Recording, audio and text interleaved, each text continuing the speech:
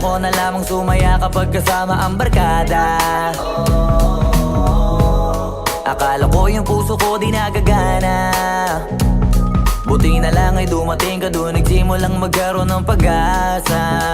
Nagkaroon ako ng gana sa buhay ko, nakala ko wala nang chance ang makadama ng pag-ibig. Buti na lang tinupad ang mga sana.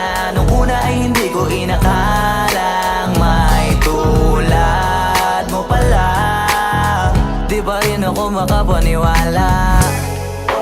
Ngayon ko palang nadama to, na ganito pala kasi ito yung buhay ko na may kagaya mo.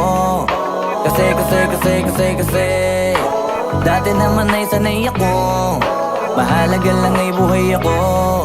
Nung kala ko walang kagaya mo, pero mali.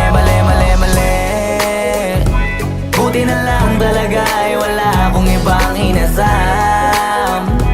Buti na lang di ako nainip sa Tagalaga ba.